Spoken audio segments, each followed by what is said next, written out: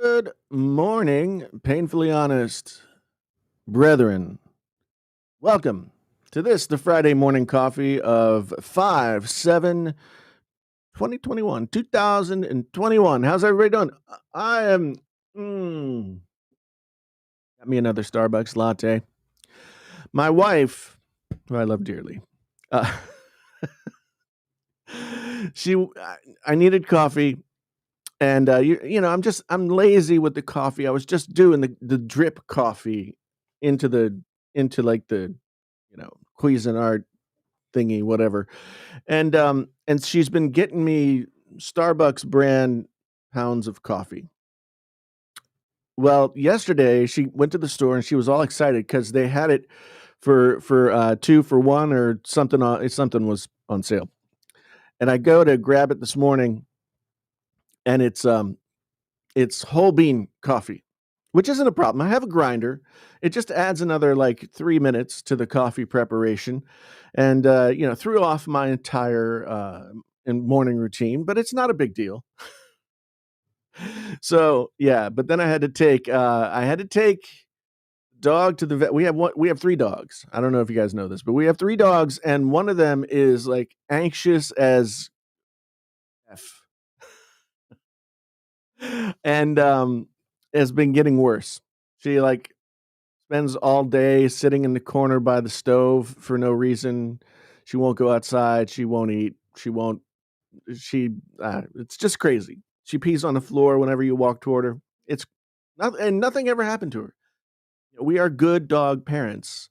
Nothing ever happened to her. My daughter is the only one that can do anything with her. So we had to take her to the vet and put her on, I guess, doggy Valium of some kind. So there's that. Welcome to the club, Sadie the dog. Woohoo! Mm. Small desktop speakers under $200. Any suggestions? Yes. Yeah, I do have some suggestions actually. Um, Depends on what you want out of your small desktop speakers. Do you want like so for Sonos, the Eris 4.5s or the fives are both, they're powered monitors, they're very good. They are yeah, and I think the 5s are around that price, and the 4.5s or the 3.5s, I can't remember which, are about around $100. So Presonus Eris, Eris, is what you want to look at. Check them out. If you want something that's fancier, there are tons of things. There's a lot of stuff from companies like all the ones that I'm blanking on right now. There's a lot of stuff on Amazon. Some of it's not great, but most of it is pretty good. Not powered. Okay. So not powered speakers for under $200. Um, yeah, I haven't looked. So I haven't looked at speakers for a while. So I would say, yeah, somebody mentioned Joe and Tell. I've seen his videos. It might be worth going and checking him out. Um, but I will do some research. But yeah, $200 is a decent price point these days for a decent set of speakers. I don't know if ELAC, ELAC has anything that's that price for a pair, but they make very good speakers as well. I used to tell people to get the Pioneers that were out 3 or 4 years ago, but they were made by a very well known speaker designer to hit that price point, but those are discontinued, and that speaker maker went to work for ELAC. So I think he's one of the people who started the company. So check out ELAC. I don't know if they have anything in that price range, but yeah, I would definitely check them out. Um, okay, backing up here a little bit.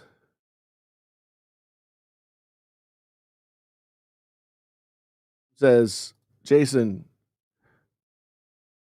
Razer has two Rapper 27-inch plus my 2020 Razer Blade keyboard Huntsman. Yeah, that's what I've got that same setup. It's very cool. It's very nice.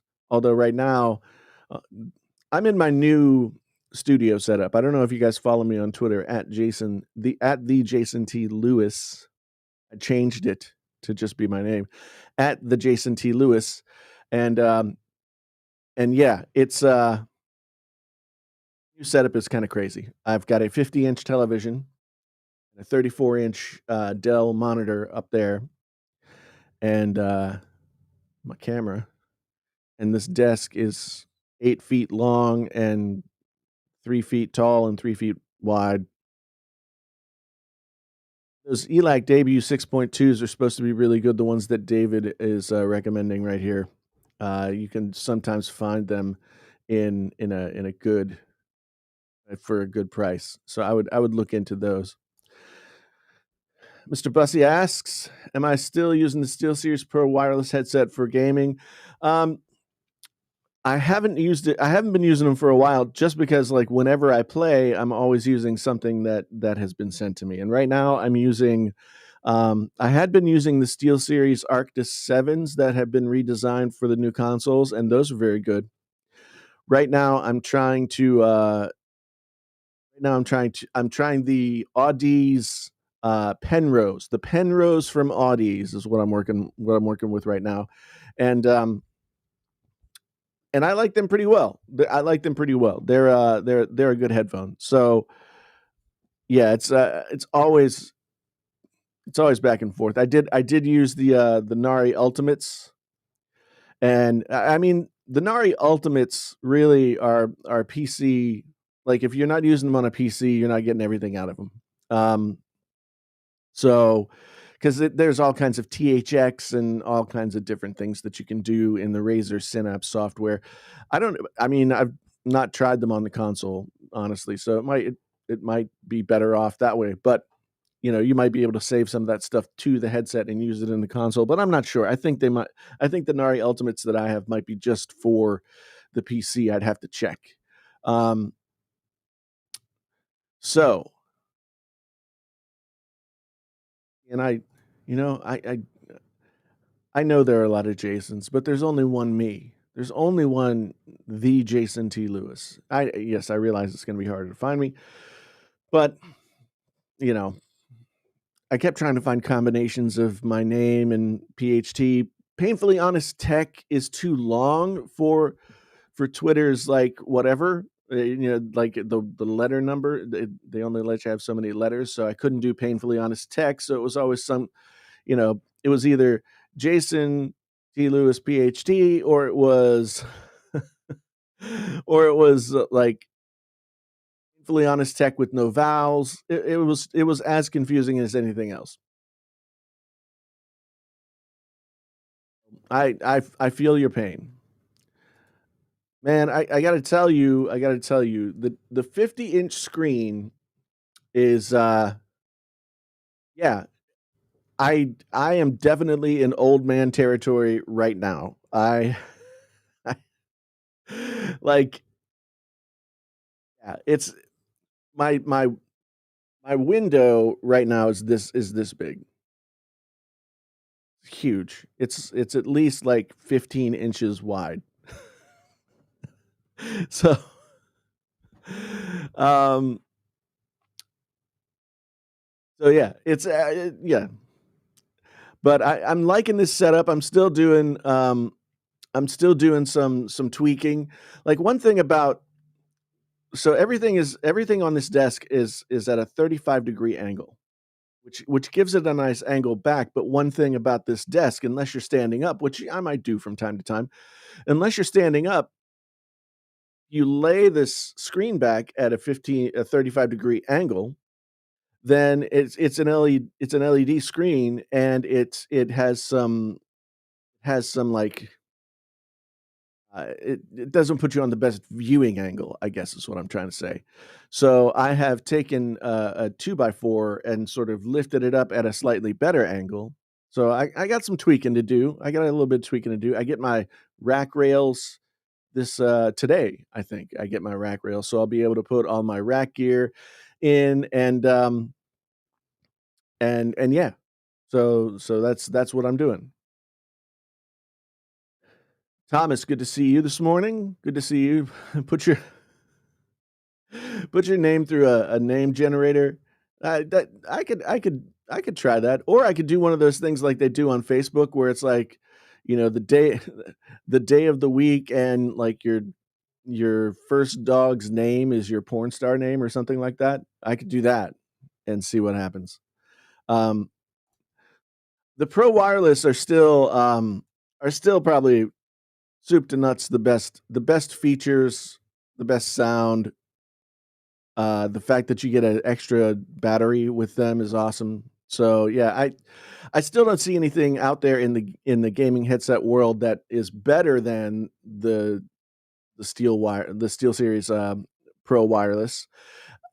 The wired version maybe sounds a little bit better, but I think yeah, I think that you get more out of your money when you go with the wireless. So you've made a good choice, my friend. You've made a good choice. Um, Gordy says smartphones are even more boring now than when Jason said smartphones are boring. I've said smartphones are boring for like I don't even know how long at this point. so so they must be really boring at this point. Um, but yeah, it's just I don't know what to say. I don't know what to do. Like I'm looking at the numbers, and YouTube is like fewer people are interested in watching your videos, right? Like I'm like, well, yeah, that's because none of this stuff is interesting anymore. So what the hell do I do? What the hell do I do? Not, I mean, between COVID and then there's the chip shortage, and then there's the fact that smartphones are boring and not as much tech is hitting the market because of all those other factors. It's really, I mean, it's a tough time to be a tech YouTuber in my estimation. It's a really tough time to be a tech YouTuber. Um, because yeah, like what are you going to talk about? I don't know. I don't know what I'm going to talk about. So yeah, it's very bizarre. But I'm I'm going to try and get I I don't know what I'm gonna do. Honestly, like, this is the never-ending thought process is, do I do, like, the daily live streams and then do clips and do podcast from daily live streams and do, like, tech news or, commentary or whatever? Do I go the more educational route and teach people how to use the stuff that I know how to use really well? Do I continue to do what I'm doing, which doesn't seem to, I mean, if I continue to do what I'm doing, I would have to like really niche down and do like Apple, basically, because Apple is what consistently gets more views. And I mean, I've looked at my analytics and everything else. It doesn't matter. Um, and Apple's always like up there in views if you do like one period over the next and the number of videos are similar. Want to just do Apple. So I'm in a quandary. I've been in a quandary like all year. It's bizarre. Um, so I and then add to that fact that I have to find some way to make money. Now, if I went education,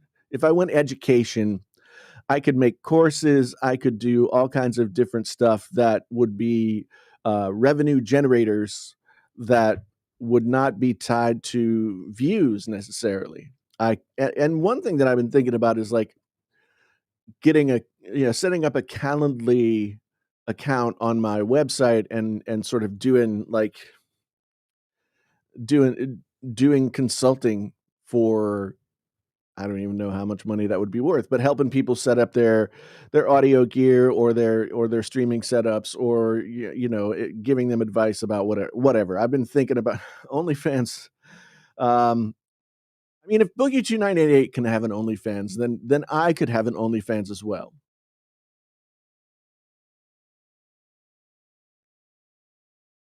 And I do appreciate that, KG. I do. I really do. I mean, I love the you guys that come to the streams and you're hanging out and we have these great conversations. I really do love that.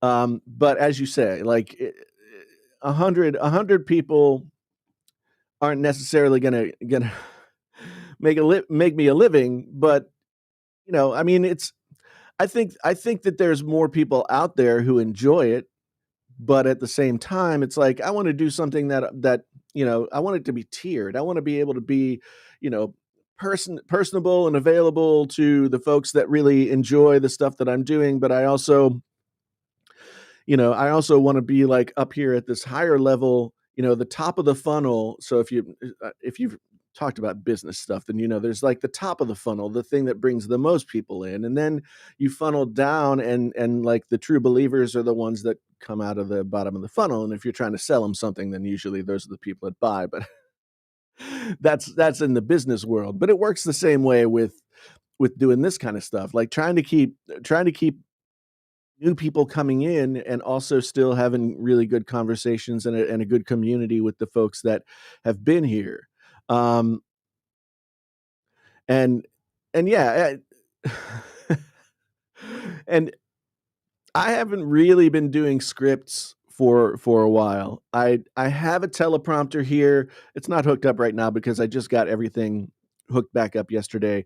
I have a teleprompter with a camera monitor instead of like an iPad or something. Um, and so I mostly use that to be able to see, like, to be able to monitor myself or to be able to like see chat or whatever. But now I've got this giant TV screen, so I got the chat like right down here. Um, Hot tub audio talk. I mean that could get me in trouble though. I heard that somebody's getting in trouble for doing hot tub Twitch streams, right? Oh my goodness. You know, for some reason though, every time every time I go on Twitch, um, and I don't have very many people I follow on Twitch, and I don't watch Twitch like super often. But every time I go on Twitch, that Amaranth or however you say her name, young lady is always recommended, always. And so, I mean, it just goes to show, like Twitch understands on which side the bread is buttered. They recognize that like uh having people scantily clad on their platform is also going to bring in viewers. So I don't understand the whole thing. Okay, so here's this this is definitely going to be a weird Friday morning coffee. So and my daughter was like, don't talk to this about with other people, and I was like, okay, but now I'm going to talk with at least 46 people. Um, so I was listening to my daughter likes the radio, right? The terrible pop music radio.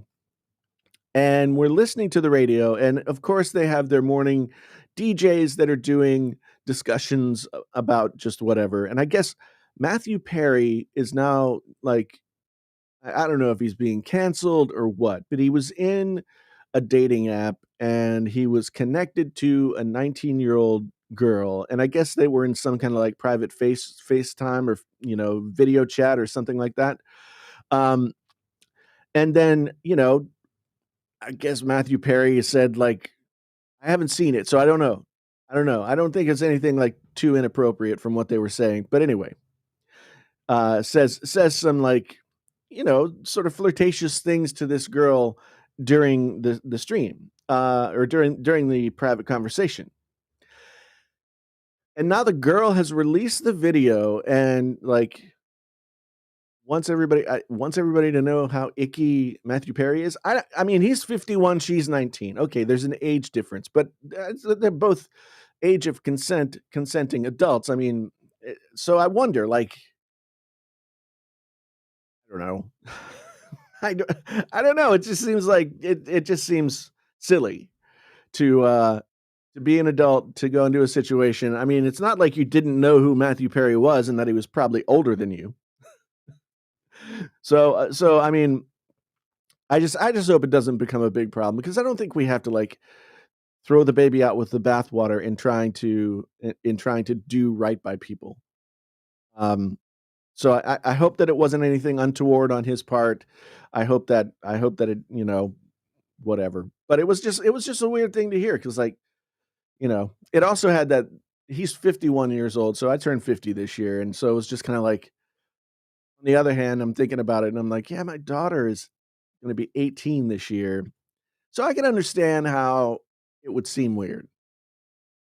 And again, in you know, we're people. There's no explaining love.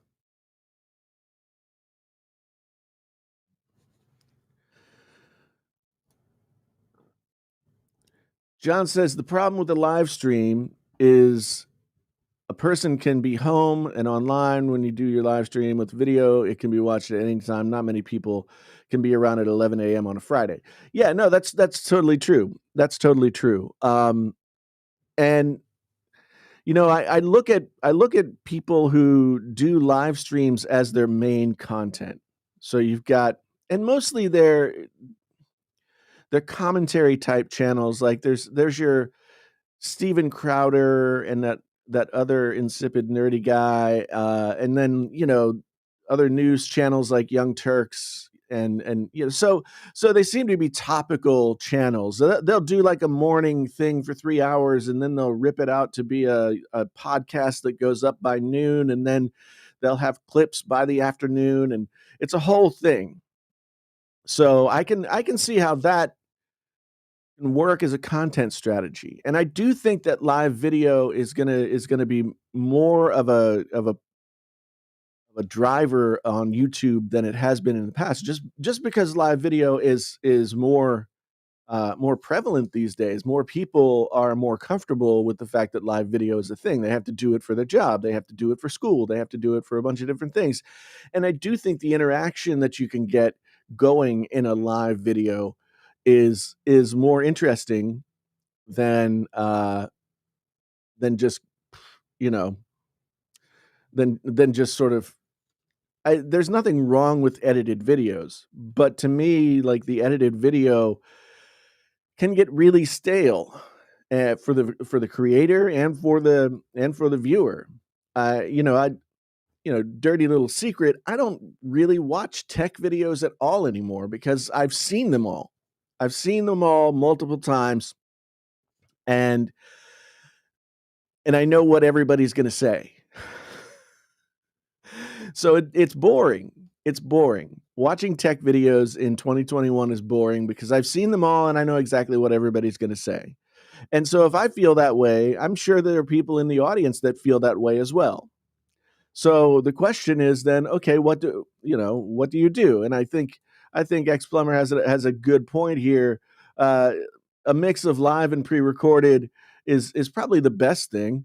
And the problem being, as a one man band, doing both can be really difficult. Like to do both well, to do the live stream and to have the videos going. So, but I'm working on it. I'm actually trying to find an assistant that I can't pay. Anybody want to be my assistant that I can't pay? I'm hoping to work it from internship to like paid gig as things grow. But right now, I feel like I've sort of hit this ceiling of like, well, I can do all of these things this much, which means I can't do a lot of them as much as I would want to. So, if I'm editing everything and filming everything and social media-ing everything and all that stuff, it's it becomes a much bigger job when you wanna put out more content. And I've done, like, the content every day kinda thing, and I think when you're growing at a certain point, daily content can sort of give the whole it can give the algorithm more information to work with if you do, like, 30 days worth of daily live streams, and then you kinda work your groove into the whole thing, but I think daily content if you don't have a purpose for daily content, once you get to, like, where I am, or, anywhere over 100,000 subscribers, it becomes, I think, less impactful, maybe. Um, but I don't know. The thing is, like, I want to commit to doing, like, daily live streams, but I know if I commit to doing daily live streams, then I can't really commit to, um, many videos as I would wanna do, and I'm still not doing videos on, like, my other 2 channels that I wanna do videos for. My creative stomach is too big for my creative brain is too big for my creative stomach? Is that how it works? Yeah, man, my daughter does help. Every once in a while, like, when I'm unboxing something large, she will run the camera for me, and in fact, I have this, 8 Sleep this 8 Sleep, mattress video that's coming out hopefully this weekend, if not early next week, where yeah, I think I mentioned it in a live stream earlier this week. I got this mattress from a company called 8 Sleep, and it's like a smart mattress. It literally tracks every aspect of your sleep, your heart rate, your how many times you turn over. It regulates the temperature with water that's under in it's got this whole CPU that pumps water at different temperatures through the thing. It's like a regular kind of like memory foam slash whatever new material kind of mattress, and then it has this thing that zips on. It's like a mattress topper that has hoses that run into it, and it circulates water through the whole thing. And then when you wake up in the morning, the app tells you everything about your night's sleep.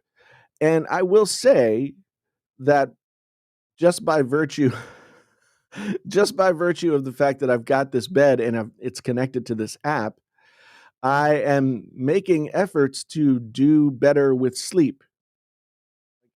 On Thursday night, I scored 94 on the app, which is a lot better than I usually had been doing. Um, so here's the app. Right, right now it's off. It shows you the temperature curve. It cools down when you're going to sleep, and then it heats up when you're waking up. Supposedly that's what it needs to do. So I've got my bedtime set at 7 or bedtime set at 11, wake up at 7 a.m. But here's my sleep score for last night. It says I only slept for 3 hours and 46 minutes. That can't be right. Although I did wake up at 5 o'clock. 5:39 it says I woke up, and I didn't go back to sleep. So maybe it is right. I don't know. But if you look at Wednesday and Thursday, man, I got some sleep. I got some sleep on Wednesday and Thursday. So, uh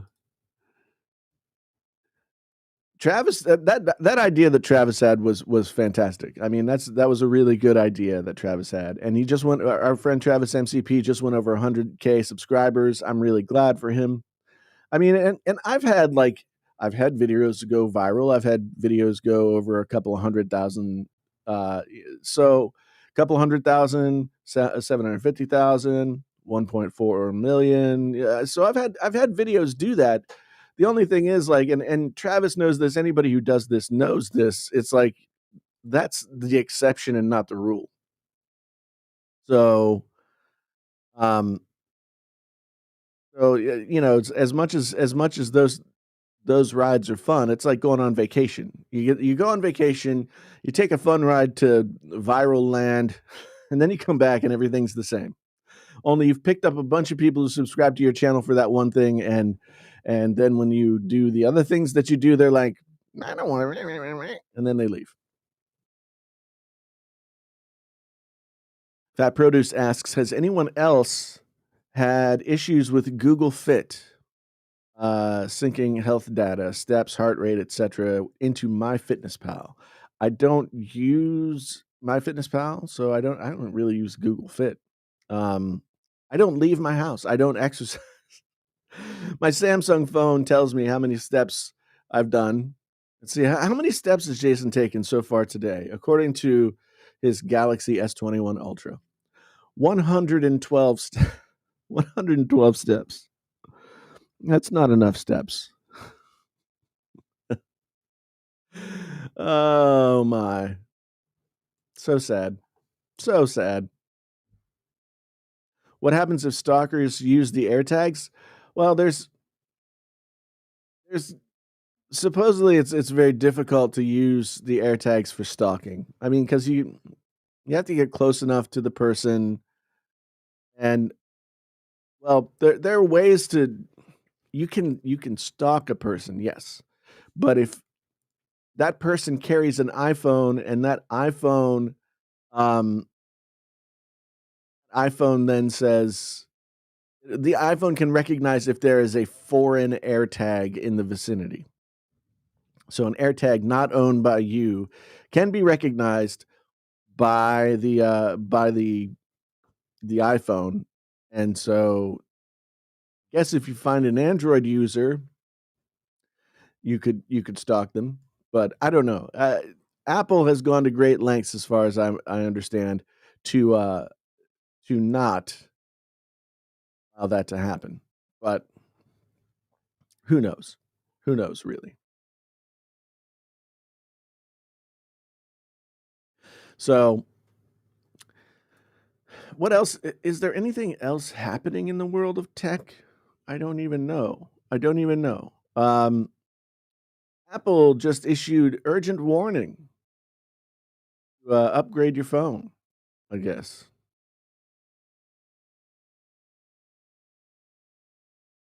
Apple just made a huge bet on Apple Glass future. I'm telling you. I'm telling you. Apple Glass is going to be the thing. This is something. Hold on. Let me share my screen.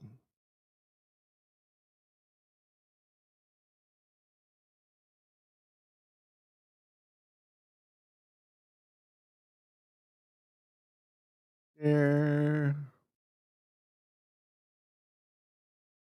this. LG CX 48 inch. Best gaming monitor on the market. Man, I could fit one of those in this spot. How much is it? How much is it? Oh, only $1,300. $1,400. Which yes, not a bad price. But I got so here's the CX 65 at 1996. So anyway, that's a good deal. That's a good deal. I wouldn't kick that deal out of bed for eating crackers. We need more YouTubers to do more stupid stuff. Uh, Lou used to be the golden goose. He would just do all kinds of stupid stuff, and everybody could bitch about it. And he hasn't been. I mean, he's always got a certain level of stupid going on, but he hasn't done anything like tried to rip people off with cases that he stole the design from another company for, you know, like that. That produce says, I'm going to estate auctions to try and find some beige PC era tech and keyboards. Um, okay. Why would you want to do that? Why would you want to do that? No, I get it. I get it. Packard Bell. There's a name we haven't heard for a while. Hoping to get a Packard Bell.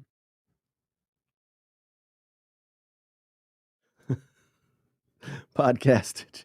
If that TV was in bed with you, it would have to be eating crackers. Yes, it would. It would. Absolutely have to be eating crackers. Where's the coffee cup warmer? It's over here. I haven't figured out a way to so I've got a 1 foot desktop here, and I haven't figured out how to get that close enough. I got some feng shui to get into here. Man, I just don't know. I just don't know. Oh man, if Lou would do some kind of iPhone giveaway,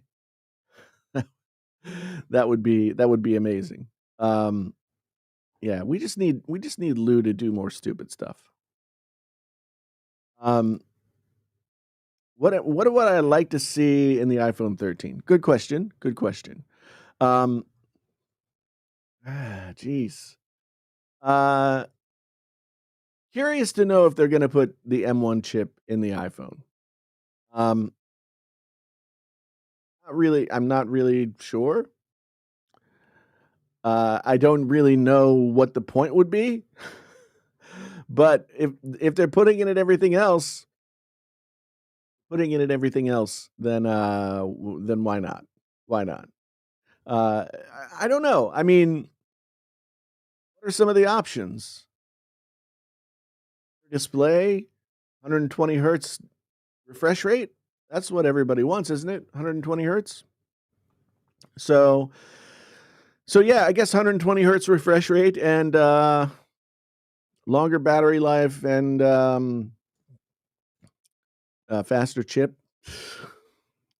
Headphone jack. Can I have a headphone jack? I want a headphone jack. Wah. Have you guys seen my headphone jack merch? Headphone Oop, be quiet. I got headphone jack related merch. Um, Let me see if I can find it real quick.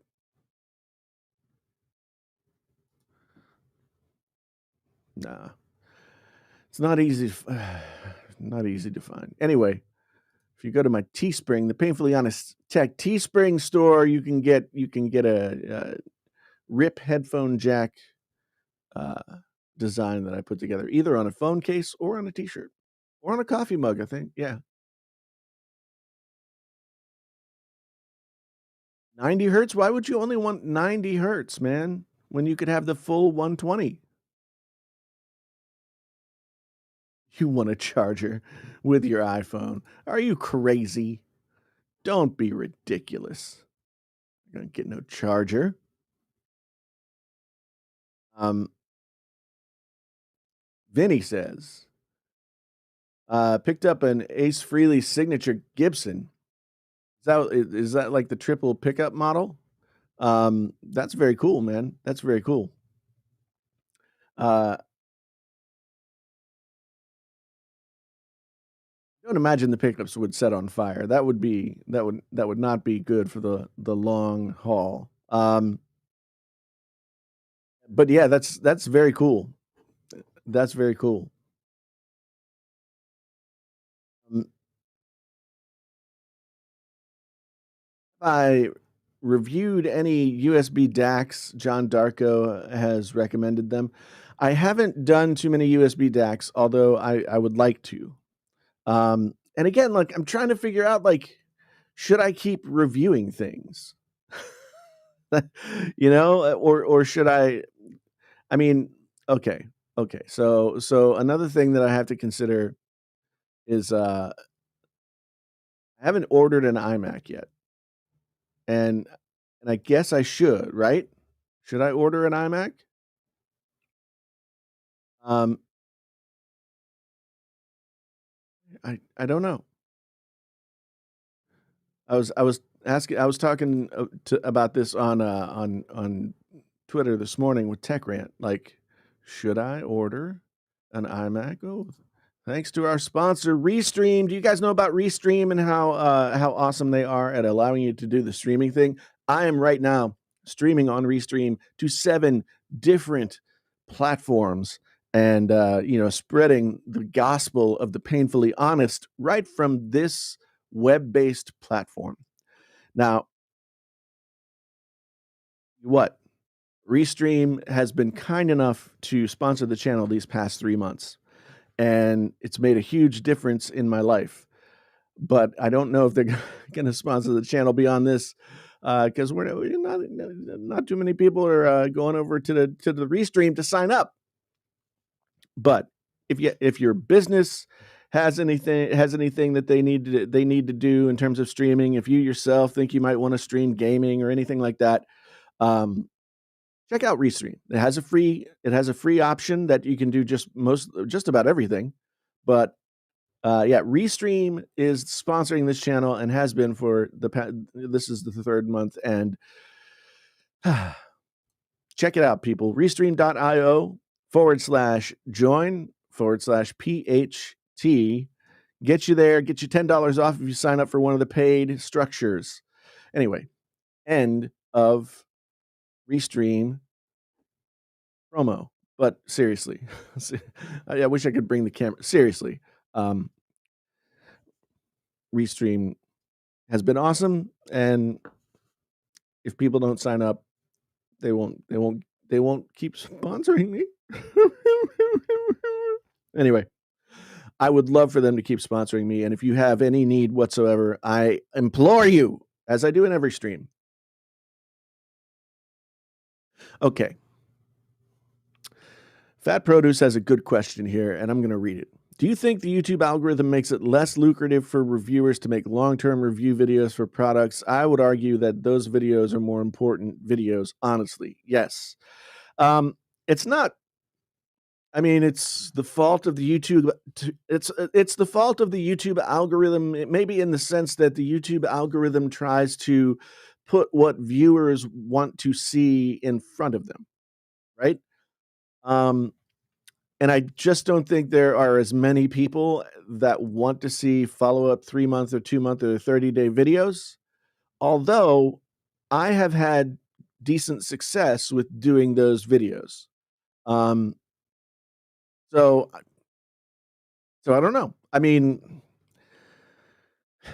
I'd like to see more people doing those videos for sure, but I just don't know. I think most people are kind of, "Here, let's get a couple of videos out of this product while it's brand new," and then they move on to the next thing, which makes sense. And then some people really dig into one brand or even one product, and that becomes, like, the focus of their channel. The only problem with that is once you dig in that deep, um almost impossible to get any kind of traction on a video that's not related to that. I mean, I deal with that in terms of like Apple related content versus other stuff that I do. I still do relatively well on Samsung stuff. I still do relatively well on audio stuff, but nothing is as consistent as Apple, which if I wanted to like really get the channel moving, I would just do Apple. Um, so yeah, I mean, and if you wanted to really dig into Apple, you would do like, I Everyday Dad does videos like can the cheapest this, that, or the other thing do your daily workflow. He does some follow-up videos after 1 month. Um, some people go into individual features of everything. But it becomes like to me, it just becomes really one-sided. And unless that's a side that you are really want to be on all the time, then it becomes really hard to grow a channel. Like, to be quite honest, the Painfully Honest Tech channel is growing at like a glacier pace. It's glacial, the amount of movement, because I haven't been doing all the same things all the time. If I did the same thing all the time, I would I would grow more. But I don't know. Like I said earlier in the stream, I'm in this place where it's like, yes, I could do the Apple. I could transition to more educational stuff. I could transition to more live stuff. I can't do all of those things. So I have to figure out what it is that I want to do. And other than just doing Apple, which would be the the easiest thing to do. Everything else would be a transition period where channel wouldn't get many views either. So it is what it is. It is what it is. Speaking of Apple, I haven't ordered an iMac yet, and I feel like I have to order an iMac. Do I have to order an iMac? I feel like I have to order an iMac because if I order an iMac, I'll get a bunch of views, but that'll send me down the road of being more Apple-y than I don't have anything against it. I like getting new things and testing them, but I don't have any interest. I don't have any need for this iMac, right? Other than my curiosity about what it's all about and the need to gain views on my YouTube channel and the fun that I would have making those videos. I don't need one of these iMacs because none of them will serve my needs and all ugly. Um, they're all ugly, except for this one. I do think the silver looks pretty nice. The thing is, if I get an iMac, honestly, I'm getting it so that I can review it and use it for 30 days and then return it. That's what I'm doing. Um, so I don't know. I mean, I'd probably do the $12.99 one and see like, okay, what can I get done on the $12.99 iMac? You know, and just sort of that would be the content basically. But I don't know. I mean, the thing is like from a personal standpoint, uh yeah, whatever iMac Pro comes, or I think I saw Rene Ritchie had a video about the M1X iMac, whatever they're gonna call the next iMac, the big screen, blah blah blah. Um, I mean, yes, that would be more up my alley, as it were. Um, and then so that's what I would get, or whatever the next larger quote unquote professional MacBook is. Those would be the things that I would get for my personal use. But from a YouTube standpoint, I should get as many of these things as I can so that I can get the views that are there to be had if I'm going to be like a smart YouTuber and be focused on Apple. But as Capono says, it doesn't seem like I'm going full Apple. Doesn't feel right to me. And yes, I mean, it doesn't feel like I'm selling out necessarily. Um, but it does seem like I'm making a choice to focus on something that is only very tangentially interesting to me compared to other things. But I didn't grow a channel on talking about other things. So do I just go with do I dance with the one that brung me? Excuse me. Geez, someone caught me off guard. Or do I pivot the channel towards something that I'm more interested in? I don't know what the answer is. Um, I'm trying to figure it out. Definitely trying to figure it out. So the relaxer, what do I think of IEMs? Um, to be honest, I have not spent very much time with IEMs. IEMs as a consumer headphone have been relatively niche up until this point. And I always kind of figured, well, um, I'll do IEMs when I like I'd love to get IEMs for monitoring or maybe even IEMs for doing live streams and stuff like that, but I haven't dug into it yet. I think they're really cool. I think there's a lot of potential in IEMs for fidelity and that kind of thing, and I'm sure there are some really good ones out there. I just don't know too much about the consumer aspect of them quite yet. Tom says, I wanted to get an iMac, but the white bezels wouldn't go with my almost all black setup. I guess I'll wait until the next thing is released at this point. Yeah, yeah, yeah. I hear you. This is something that people have been saying, and I don't blame you for feeling this way. As we discussed on Tuesday, Dbrand has you covered. Let's go back and look at Dbrand again. Um, Dbrand has you covered, people. If you don't want a white iMac, you can get yourself a Dbrand skin for the low, low price of $600. Now, I think this is Dbrand just sort of trolling Apple. But you can get the bezel for $50. You can get the front panel to get rid of the pastel color for another $60, and you can get the whole body for $500. So for $610 plus tax and delivery, you can get yourself a Dbrand skin to make your brand new iMac not look like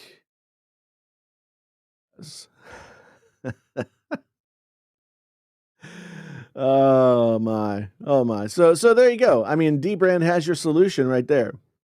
Darren Sorrento with the $4.99 super chat has a question. He says, how do you feel about the Apple Predator AirTags? We've talked about the AirTags some. I mean, I don't see them as like being all that much of anything. To me, the AirTag stuff has been much ado about nothing. I mean, it's a tracking device that you can use to keep track of your keys. I don't think that Apple lives on their reputation for privacy, so I don't think they're going to do anything that's really going to allow anybody to do anything creepy. But you never know. I mean, people have all kinds of ingenuity. Um, so they could do any number of things, and I'm sure they will, and I'm sure it'll be a thing to talk about. I don't particularly care about AirTags. Again, if I were a smart YouTuber, I would have gotten AirTags and made like 3 videos about them by now. But I'm not a smart YouTuber, and I complain about how my channel is not performing. But I don't do the videos that I should do. So I guess I have only myself to blame. Let's see. Retethered Tech, you are late. You are late.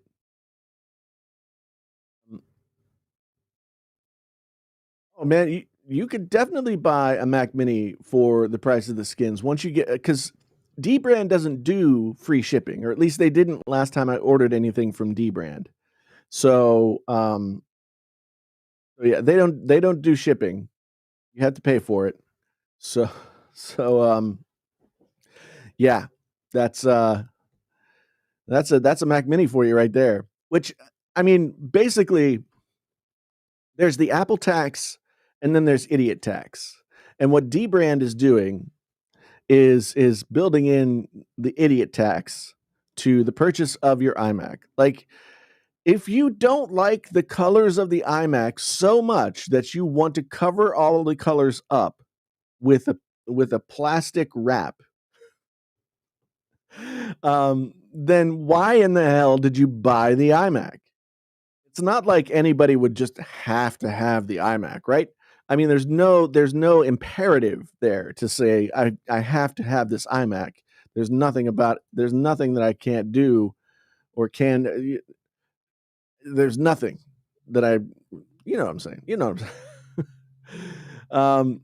Yeah, put an Apple sticker in the center of the chin. Well, I mean, they're going to put Apple stickers in the case, but I bet you dollars to donuts that that the Apple stickers will be color matched to the color of iMac that you buy. It'd be cool if they were the darker color that's on the back that no one will ever see because those colors are actually cool. Um, so so yeah, who's talking about Doom? Brief aside, I heard something. I found out something interesting about Doom the other day. And if you're an old person like me, you're not spending your time, uh, being a predator on a dating app or something, um, then you remember Doom.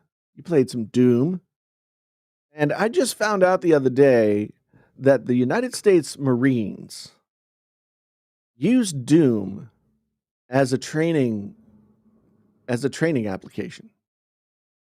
No joke, no joke. They had their own skin built. It cost them like somebody built a skin for them. It was like $50, and they spent $50 and trained Marines on Doom. So yeah, their skin had like instead of the monsters, everybody looked like Nazis. So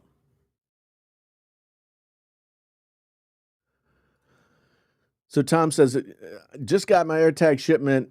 Planning on a video this weekend. In my opinion, Tile has the same tracking problem. It just wasn't as publicized. And I haven't used Tile. I bought a different brand that I don't think exists anymore back when these tracking things first came out. And I would imagine that the safety and security measures that Apple has put in place would be better than anything that Tile has in place. But yes, nobody cares about Tile. Tile doesn't sell newspapers. Tile doesn't get views on YouTube. Neither did the Samsung Galaxy tags or whatever they called them. Nobody cared about those. Those came out. There were no videos. Apple gets views. Apple gets views, and so yeah, that's that's that's it. That's it. That's the reason people are talking about AirTags. Is Apple gets views, and there's nothing wrong with that. I mean, I some of my very good friends have really done well this past year, just doubling down on Apple content. And I guess I'm having one of those existential crises. Like essentially, do I want to maximize the potential success from my YouTube channel by doing the thing that I know will get views, or do I do do I do something else? I usually am a nose to spite your face kind of creator. Once I know something works, then I don't want to do it anymore, and I want to do something else.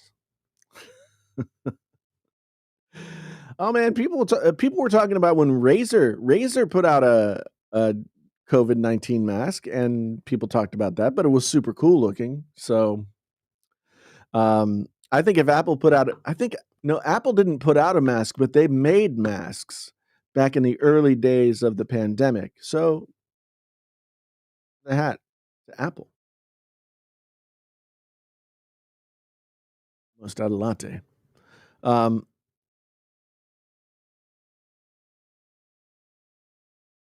uh, X Plumber has a good point here. If Apple were smart, wait a minute, where'd you go? Where'd you go? Where'd you go?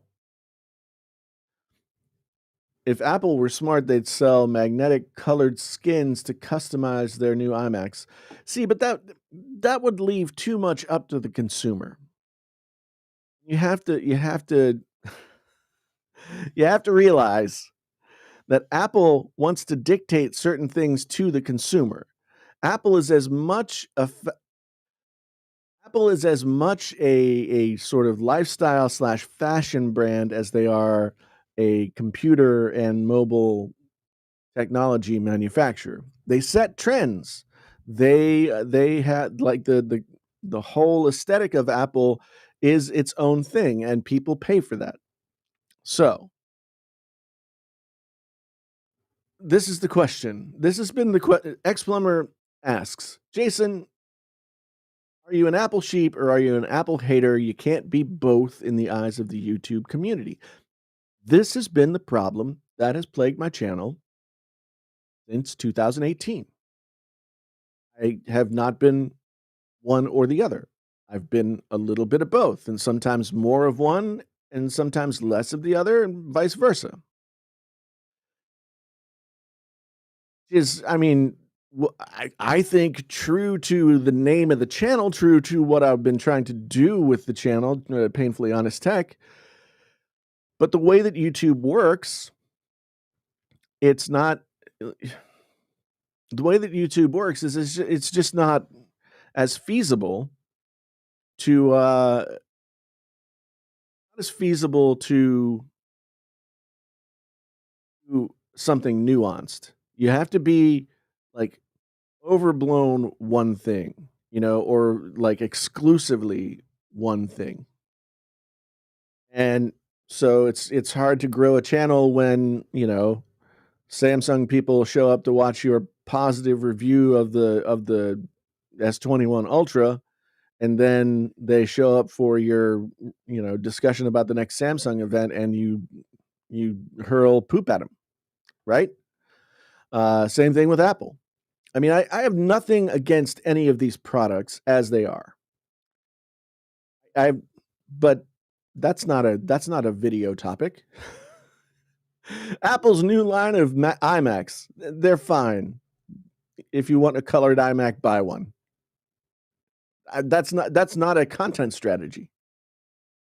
And I don't know if I wanna dig any deeper than that.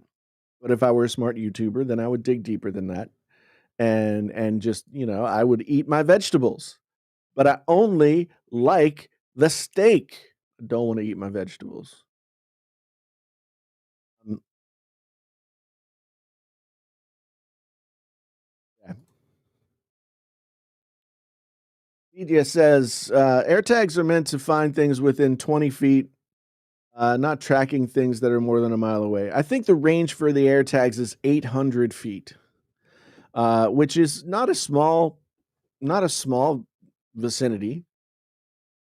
It's not, it's not such that you'll be able to, like, stalk somebody. Now, if you got yourself within 800 feet, then you could follow somebody wherever they were going, but I don't know. Uh, AirTags are I think I just keep trying to figure out any reason why they would be more of a big deal than well, people are making a big deal out of the AirTags, and I don't care, and I don't understand why they're making a big deal out of it. That's the long and short of it. Gordy says, if Tim Cook put a quad DAC in the iPhone, would you walk around Iowa naked with a cowboy hat on? Yes. I will say 100% yes. I would walk the streets of Iowa City and like is that a misdemeanor? Like indecent exposure, is that a misdemeanor? I would be, I would be incarcerated for a day. Nothing but my boots and my cowboy hat. If Tim Cook put a headphone jack and a quad DAC back in the box, back in the iPhone, um, yeah, I would do that for sure.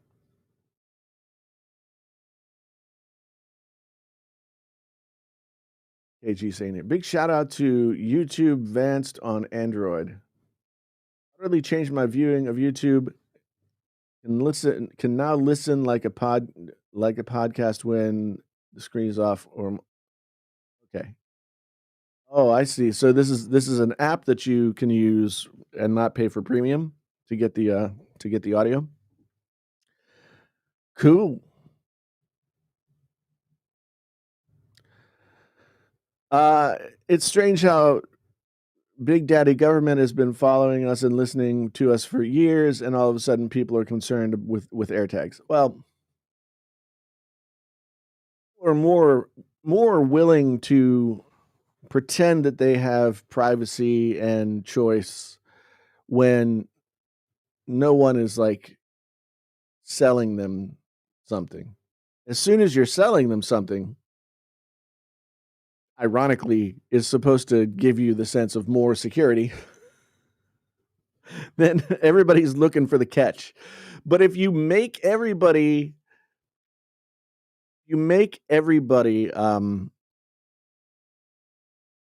think everything's just fine, and you do everything that's sketchy behind the scenes, then people have, like, plausible deniability that it's actually happening.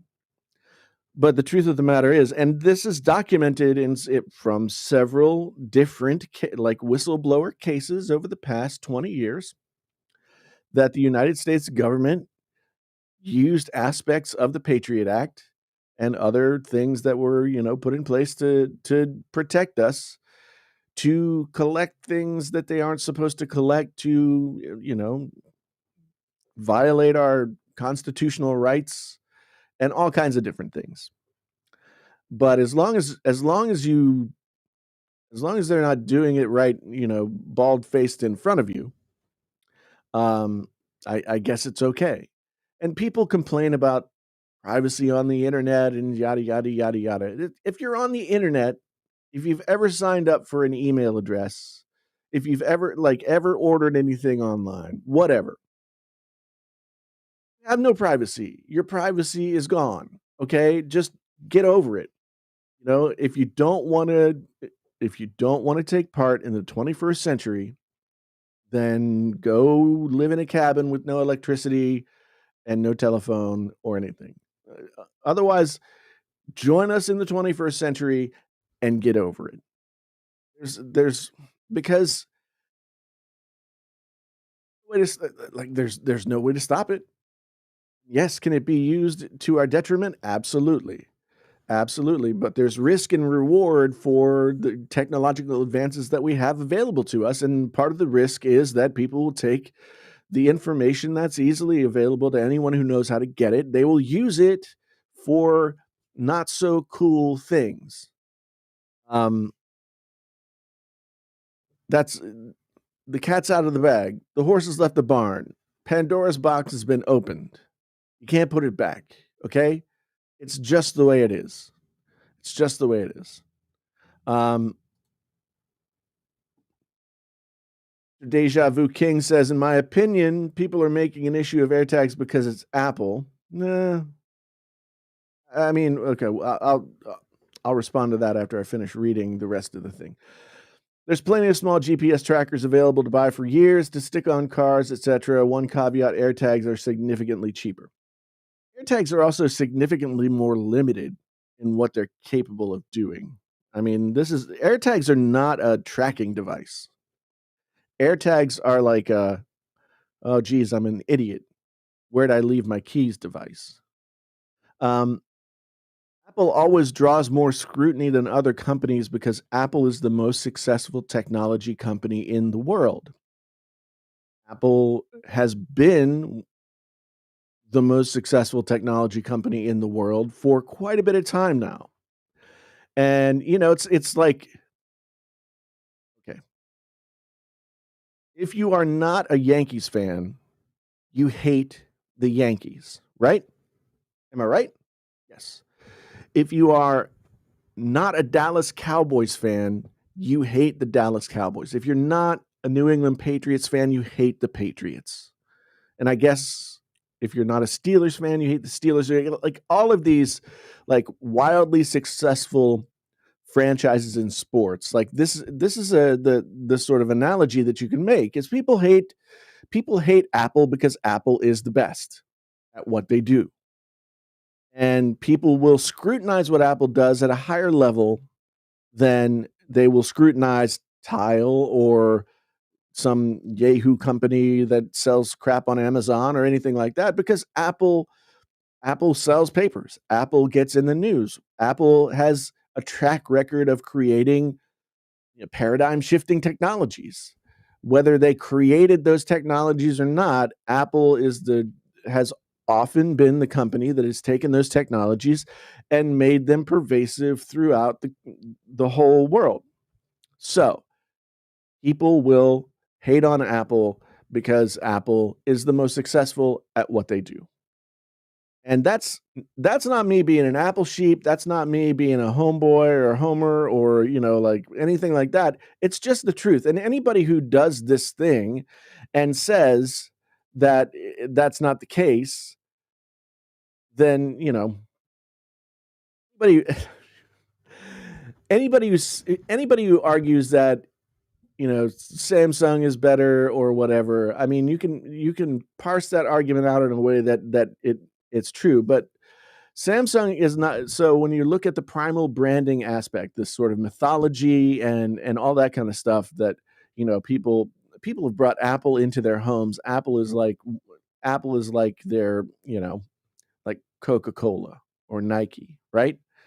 Things that you can say with one you say Apple and it immediately has a connotation. Um, Deja Vu King says, "Oh, that's not what I meant. If another company did it, you'd never hear anything about it because Apple." Yeah. Well, I mean, Samsung released the Samsung Galaxy doodads. Nobody cared.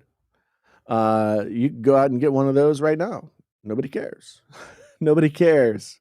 In fact, I saw somebody on Twitter being like, "I bought the AirTags and made a video about them, and then I just realized that I still have Galaxy tags or whatever they're called sitting in a drawer unopened because I ordered them pre-order." So Leonardo, okay, I love these kinds of comments. I love playing devil's advocate with these kinds of comments. Apple is the epitome of overpriced technology company. Fine to me, overpriced. As if Apple is selling more of their thing than all the other companies, not overpriced. Priced just right. Because people will often compare like buying an Apple computer to a PC or buying an iPhone to an Android phone that's less expensive and say you get the same thing for less. But the truth is, like, when you buy an Apple product, you're not getting the same thing.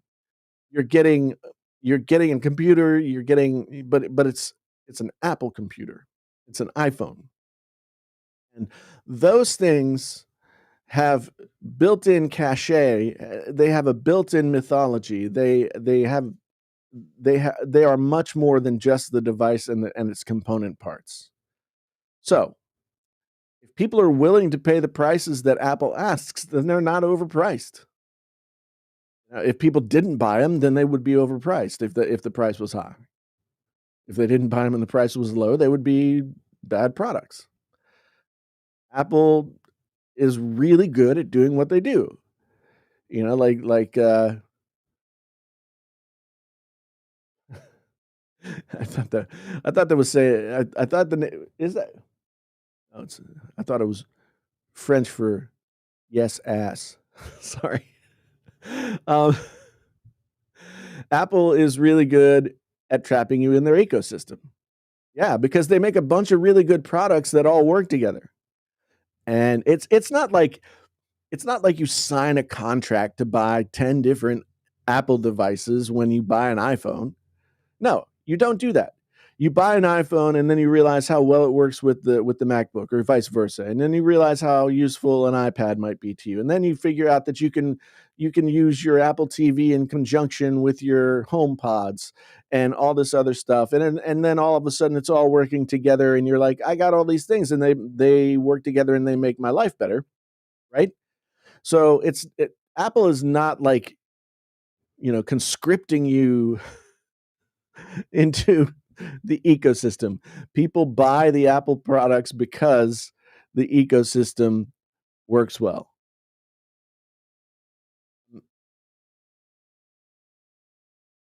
I don't think Amazon Renewed hits Apple's profits whatsoever. Not in the slightest, Gordy.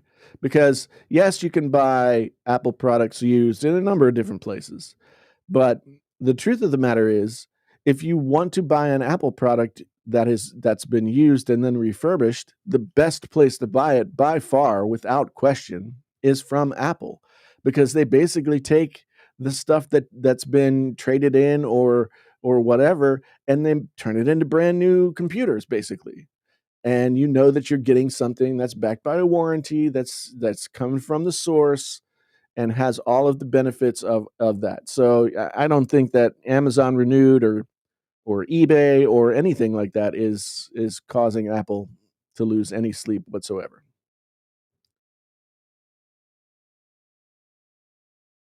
And says nobody who owns an Apple product says they're overpriced because they do exactly what people need them to do. Yeah, I mean, would people prefer that Apple products be slightly cheaper or even a lot cheaper? Yeah, but I'm sure people would prefer that Cadillacs are cheaper too, but you pay for a Cadillac because a Cadillac is a Cadillac, right? It's you pay for what you're buying, and part of what you're buying when you're buying an Apple product is the cachet, is the experience, not just the component parts. So that's the whole thing. That's the whole thing. And yes, they part of why people buy Apple products is that they last forever. And I mean, I've got a 2006 Mac Pro over there in my well, I want to call it a workshop, but it's really where I just throw all my junk, okay? But I put new RAM in it. It's got 32 gigs of RAM in it. It runs, it spins like a top. It runs like a brand new machine. It is almost 25 years old. Almost 25 years old. And this machine runs as well as a lot of new machines do. And I could easily the problem that I have is that it can't be upgraded past um, get which operating system, but it can't run 64-bit. Uh, it can't run 64-bit programs, so it's limited in that sense. But if I wanted to run programs from 2017 and lower, then I could definitely use that machine for everything that I do. If I wanted to use it just as a music making machine, I could do that. Tell me tell me what PC you could go out and buy that was made in 2006 that would run as well as it did the day that it was purchased. And I don't know. I don't know of one. I don't know of a PC that will do that.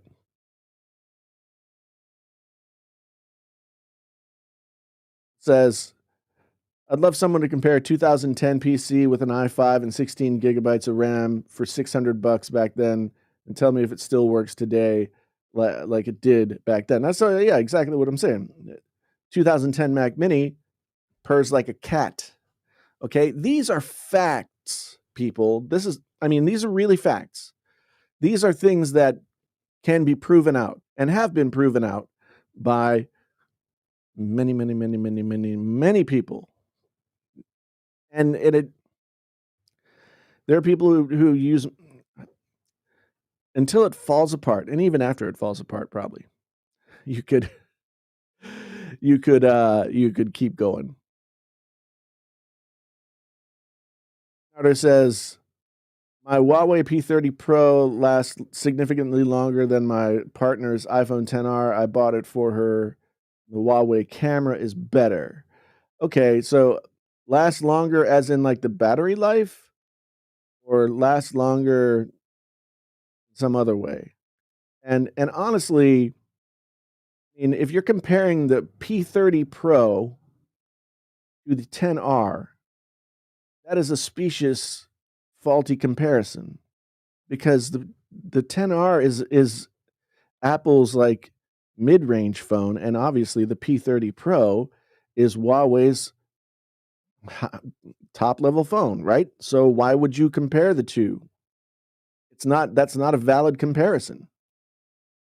P30 Pro probably has a larger battery, but the iPhone 10R is going to get new updates to its operating system for the next 3 to 4 years. How many updates are you gonna get in that P30 Pro between now and then?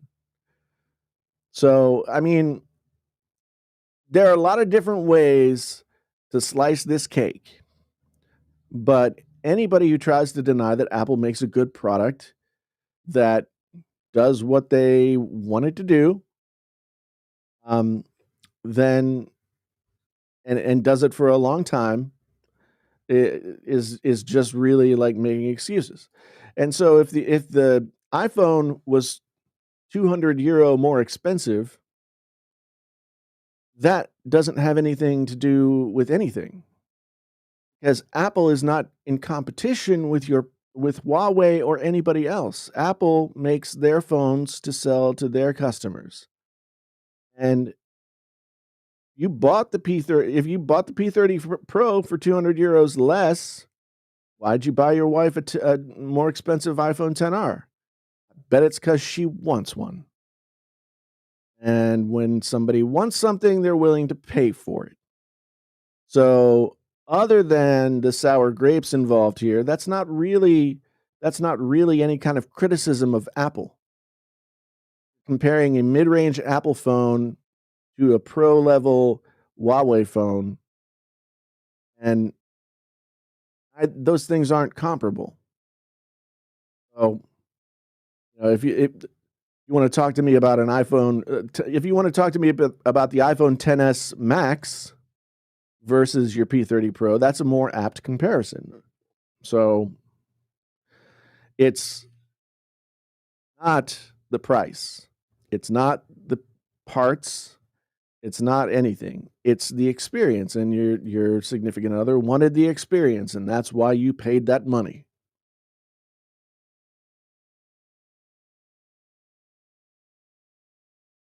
Bob's wife detests iPhones, so she has a Pixel 3a XL. Good for her. Again, not necessarily adding to the argument, because that's her personal preference. But, you know, just saying.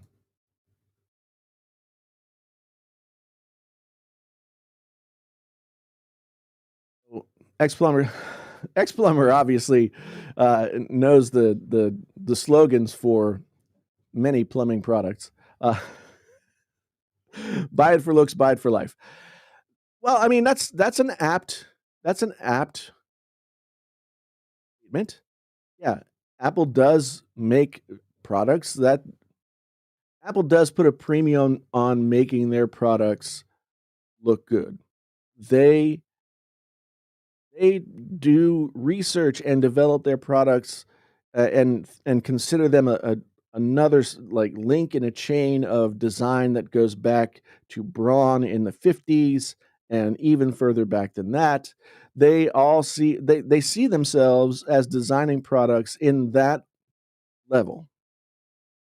And so when that's the case, that's fine. I don't know that Android manufacturers, very many of them, are trying to continue, like, the tradition of good industrial design as one of their imperatives. I could be wrong, but I don't really see that from the Android manufacturers that I'm familiar with. So, good morning to you. Good morning to you.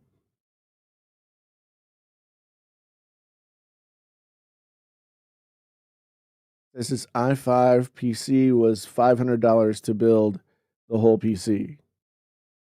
Apropos of what? What's the what are you what are you trying to say?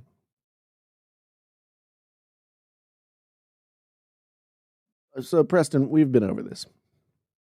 Apple does not make disposable products. In comparison to the lifespan of all other tech the uh, that is comparable to the products that Apple makes, I think maybe with few exceptions, Apple's products last longer. We've got a long string of people who are talking about, using a 2010 Mac Mini, with an i5 chip and 16 gigs of RAM that still spins like a top and it's running the latest operating system that Apple offers. So, is it disposable at some point? Sure. Um, sure. At some point, it's disposable, but at the same time, like there, I've got a 2006 iMac that isn't necessarily useful for the day to day work that I do, but I can still plug it in and use it if I want to. There are plenty of those around. I mean, everything is disposable these days. Everything is disposable, period. I mean, our entire culture is disposable. One day we'll be 20 feet underground and people will be digging us up. So what's the argument? What's the argument? Richard, good to see you. Drone Lord, good to see you. Michael says, then we have to take into consideration depreciative value. Yes. Where I can buy a $2,000 Galaxy Fold and it's worth $800 at most 6 months later, and maybe even 2 or 3 months later, honestly.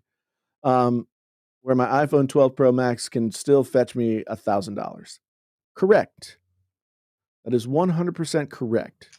And again, these are facts. This Galaxy S21 Ultra that I enjoy using and that has been my phone since it came out in January was $1,400 something dollars. And I bet right now I'm going to do it. I'm going to do it. I'm going to go on Swappa. I'm going to look it up.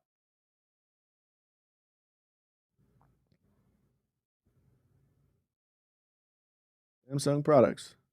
Take me to the Samsung. Drop me in the water. Phones. Samsung.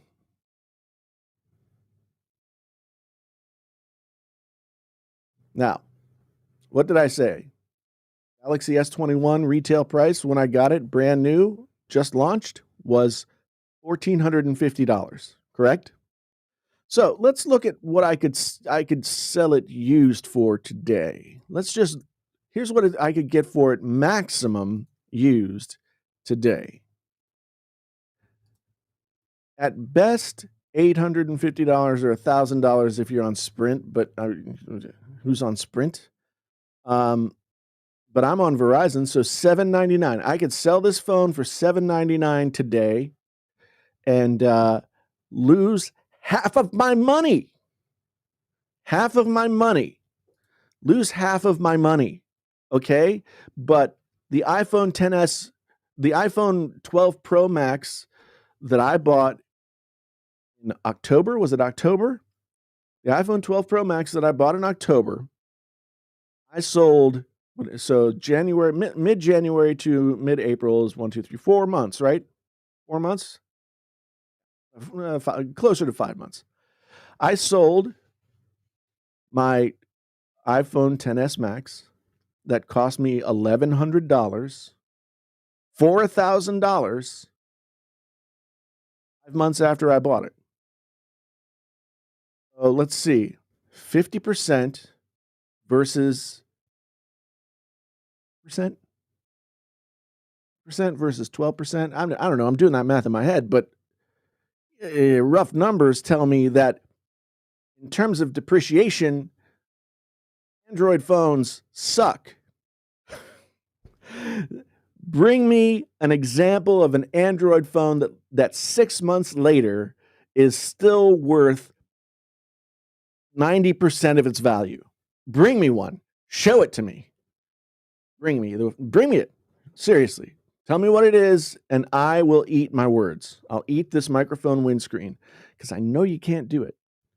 And I'm not being a fanboy here. I'm just saying these are facts. The Galaxy S21 Ultra is not $800 used right now because people just don't, whatever. Has depreciated. It's like a brand new car. You take it out of the box. And I'm not really holding my breath. You take it out of the box and it's worth $300 less than you paid for it. and then you use it for 6 months and it's worth 50% less, right? So this is the reality. There's and I'm again, like, you're living in a fantasy world. If you think that if you think if you think that iPhones don't have aren't a better value proposition than than an Android phone of the same vintage. Okay?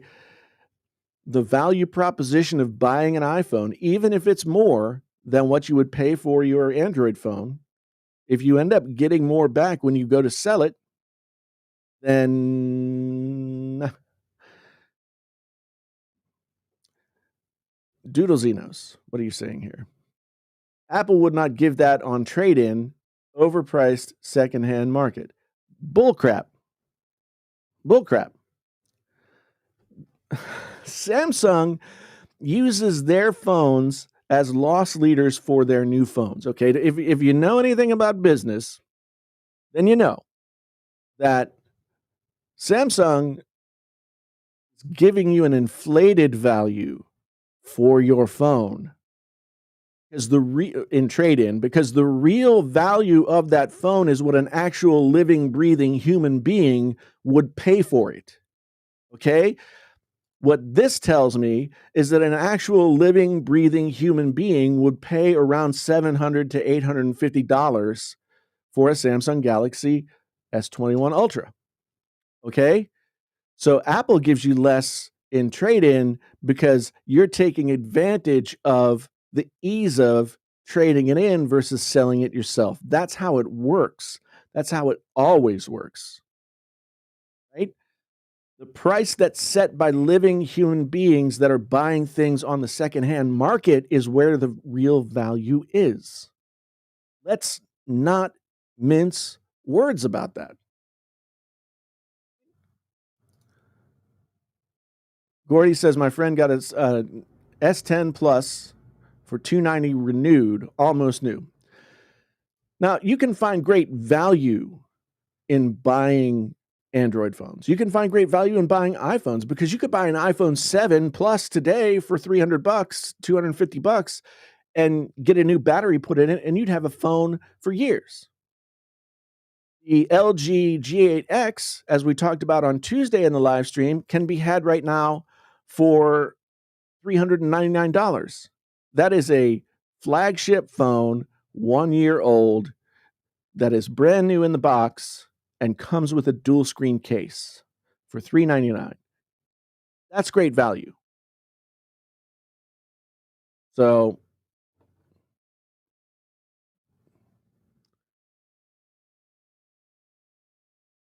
do not see what? Apple do not see what?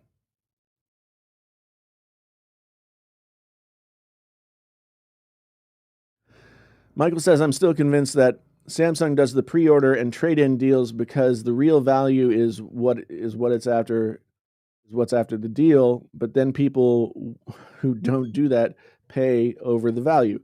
So when I say Samsung uses their previous year's phones as a loss leader for their new phones, basically the reason that you would buy a Samsung phone, if you know that it loses 50% of its value within 6 months, that you know somewhere down the line you're going to be able to get more than that, trade in, and get a new phone. So Samsung is taking advantage of the fact that people are willing to buy their phones. But if Samsung left their phones hanging out there out that kind of incentive, then no one would buy it.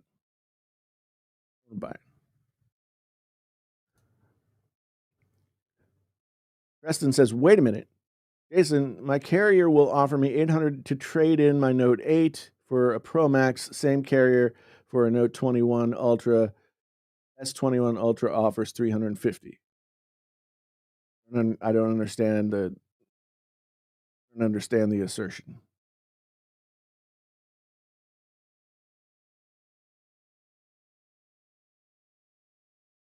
I don't understand. You're gonna have to explain it to me.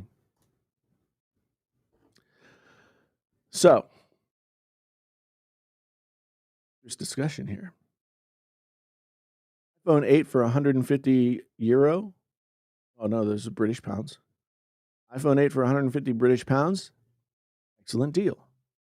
Excellent deal. So the iPhone 7 is probably 100, right?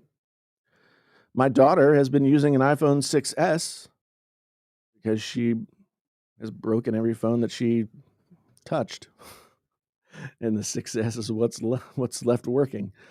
But no, I gave her my SE, my 2019 SE. Um, so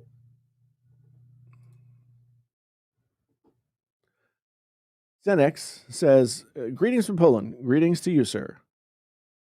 Appreciate my new Space Gray AirPods Max. Love the heavy gear to my yeah.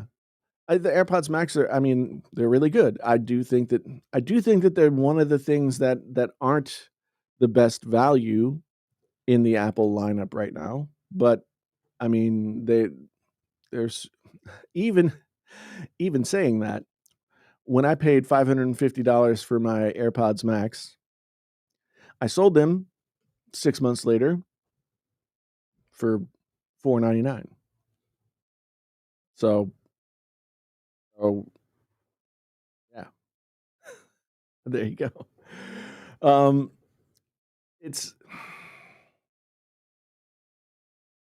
market. Actual people paying money is what drives the value. Okay, let me see if I understand Preston better this time. Carrier wants to sell me an iPhone and give a better trade for my Note 8 uh, for a top of the line Samsung or top of the line Note 20 Ultra, only 350. Well, that's because the iPhone is worth more. iPhone is worth more money. Samsung makes up the rules. But still, the iPhone is worth more money. And if you sold that iPhone, so so they want to give you 800 trade in for, okay, I got to reread this. Sell me an iPhone and give better trade for my Note USD for a top Samsung. Okay. I mean, I think I understand. Sometimes carriers will offer deals based on incentive packages that companies have put together. But what this says to me, that for some reason, I mean, honestly, that if it's 800 for a Note 8, 50 or 350 for a Note 20 or an S21 Ultra, no, the Note 8's a better phone than the S20 Ultra. No, it's not actually. But I don't know how to explain that. I mean, your carrier's doing whatever the carrier does, but that's not based on like real math. If I understand what you're saying correctly. So, yeah, I don't know what to tell you.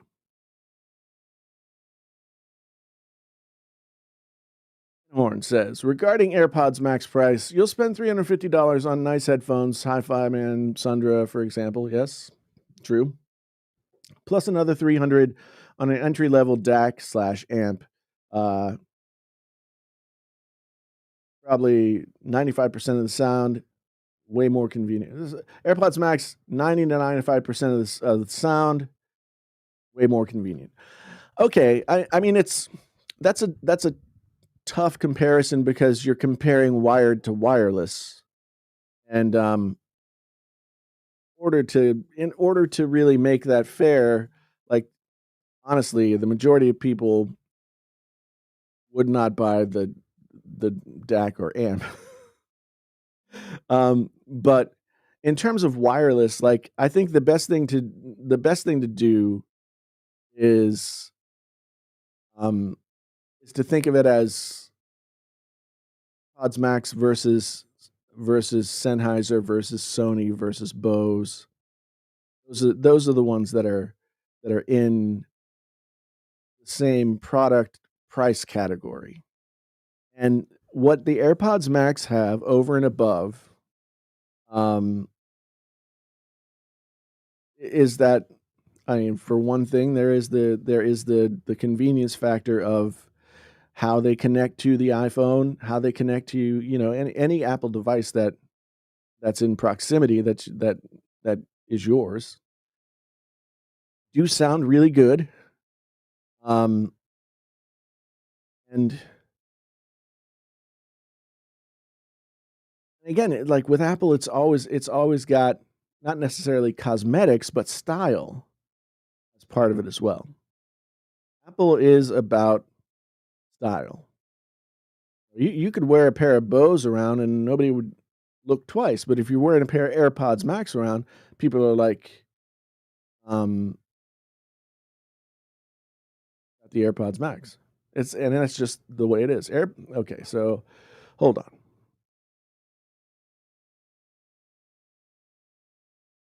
Think of Apple CD quality Bluetooth streaming. It's on John Darko's website. No, I mean, be honest, eh, anything other than like on headphones or sit down in front of a real hi-fi system and listen to music kind of situation, quality of anything that you get from the top tier streaming services is fine. No, I mean, AAC, the megabits per second in an AAC that you would get off of Apple Music might have a lower megabits per second number, but the truth of the matter is, like, whatever they have, 240 or whatever it is the same as a 320 megabits per second, MP3. And very rare person who can really hear the difference on a consistent basis between a lossless file like a WAV file and a 320-bit MP3. In fact, people would train like if you go to Rick Beato's YouTube channel, he did something I think it was like 2 or 3 years ago at this point, where he had a young lady who was interning in his studio, and she had all kinds of ear training. She was very attuned to what stuff should sound like, and she did a blind test where she tried to pick which was the lossless file, which was the MP3. And more than half the time, I believe I'd have to go watch the video again, but more than half of her answers were wrong out of 10. So, yeah, I mean, I think once you get into hi-fi world, you're not really talking about sound. Like, being an audiophile is being a collector. Being an audiophile is,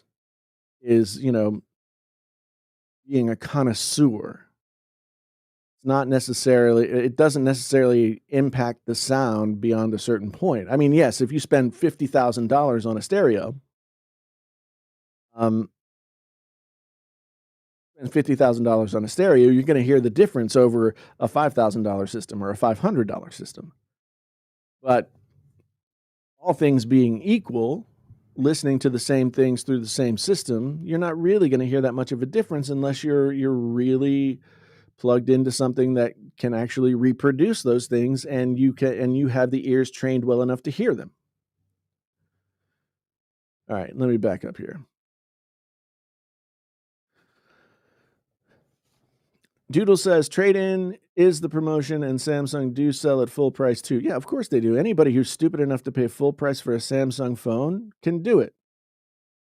Uh, Samsung sees the value in trade-ins. Apple does no value from the company designing them.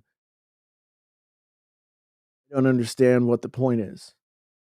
Apple doesn't do trade-in. Apple does trade-ins, but they don't incentivize the trade-ins.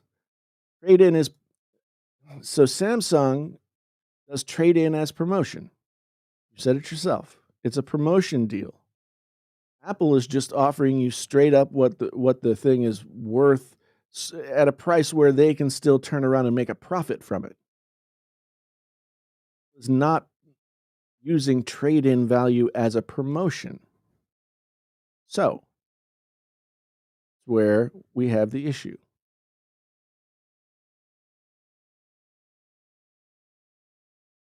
Um, okay. Somehow erased all of my selectable chats. 11 Pro Max trade-in at Best Buy is $600. Why buy the S21 Ultra? No, because you want one. If you start asking why questions, there's never really any good answer. This isn't like life insurance or anything like that. You know, if you have a phone already, why buy a new phone? There's no, don't do it, right? You just don't do it. If you've got an iPhone 11 Pro Max, it's only a year old. Keep it. I I buy all these phones because this is my job. This is what I do, right? So yeah. It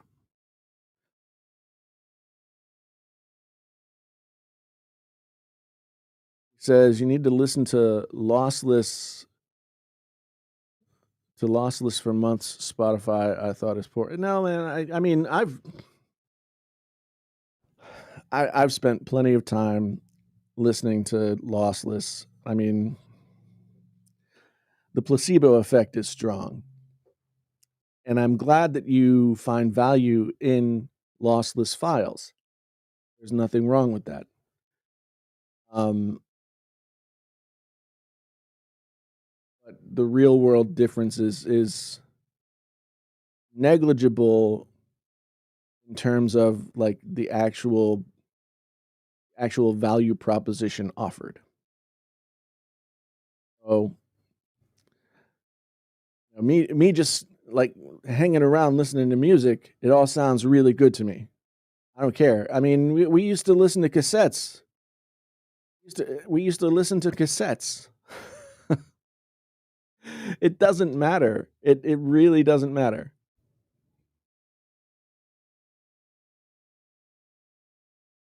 He says Spotify will be doing a hi-fi plan, but hopefully sometime with yeah, I've heard about Spotify doing a hi-fi plan. I mean, they can milk another 5 to $10 out of the people who think that they're gonna get real value for that. It's still coming across a Bluetooth connection. Um, like, Bluetooth is even if you're listening to lossless files, Bluetooth cannot carry the bandwidth to give you the lossless experience.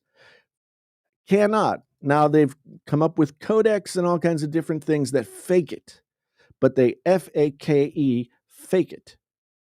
So I, when it comes to digital music, there are a billion ways to skin a cat. Okay, but it's still a freaking cat. It's a song. It's music. You listen to it. You either emotionally respond to it or you don't. And you'll respond to it if it's like being played through the one speaker crappy radio in your car or through a $50,000 hi-fi system in your house.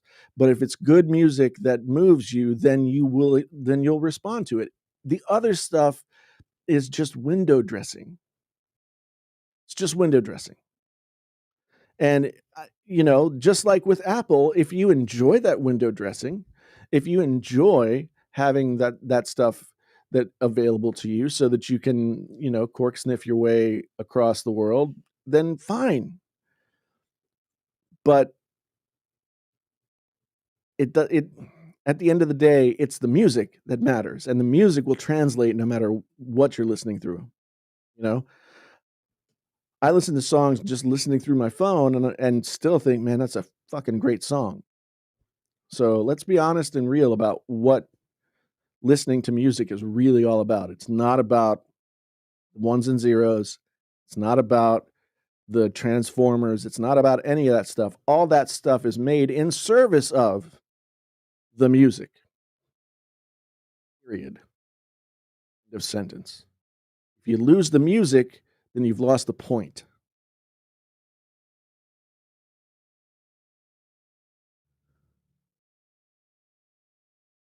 Yeah. Justin says, Jason, perhaps I shouldn't chat when a carrier ticked me off. I complain about upgrading. I'm 1 year past my upgrade cycle. My only reason for upgrading is a shiny new object as a reward. Yeah. And there's nothing wrong with that. Nothing wrong with that. Um, I guess it's just too bad for you that your shiny new object has to be an iPhone. uh,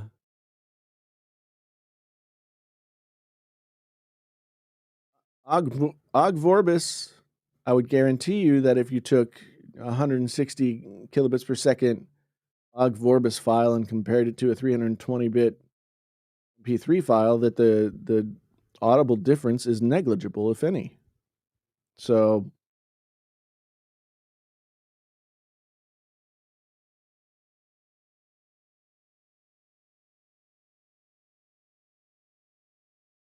it's like trying to tell me that watching a 4K HDR on YouTube is going to be as good as 4K HDR directly off the camera that's shot in 444.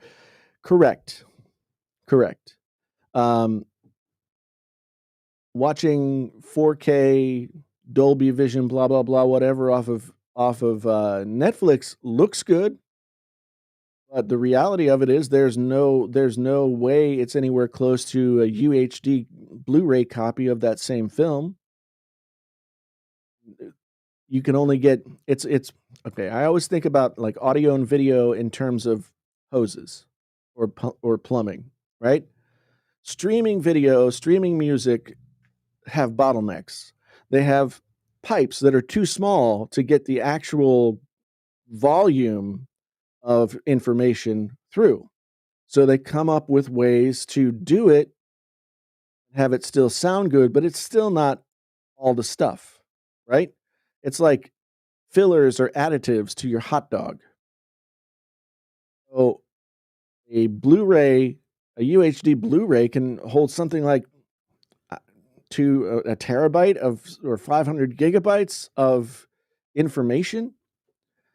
There's no way that 500 gigabytes worth of information being streamed directly into your machine is not going to look and perform better than the same thing coming through a garden hose size pipe of your streaming, right? So that's very true. And you can look at audio the same way. Audio is the same way. But audio is tricky. Now, when it comes to TV, when it comes to films, you can look at a great TV with a great signal coming to it and say that looks fantastic. And people can hem and haw over one thing or the other. This TV doesn't have a great contrast, or blah blah blah, whatever. But it's hard to argue that it doesn't look fantastic. But when it comes to audio is totally subjective because there's no physicality to it. And so much of what you're taking in is interpretation. People say that vinyl is so much a better experience listening wise than anything else, but vinyl is one of the if you're talking about, signal to noise ratio, vinyl is terrible. But for some reason, that added noise is what ends up gluing the sound together in a way that is very pleasurable to a lot of people who appreciate that kind of sound signature. Some people really prefer like a very crisp, clean digital signal. And so,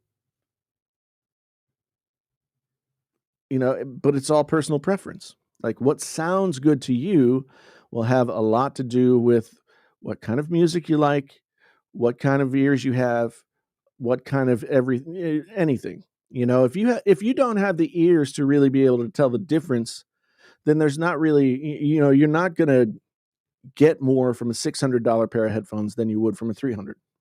That's just the truth. You're not gonna be able to officially, appreciate it until your ears get better. Those headphones might help your ears get better, but, you know, it's not a it's not a it's not a real comparable experience from one person to the next. Um,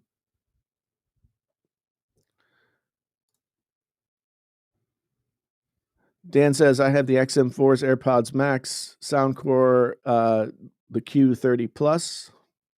XM4's $300, marginally better than the Soundcores at 80 to $100." Yeah, um, I I I will agree with that on a very baseline level.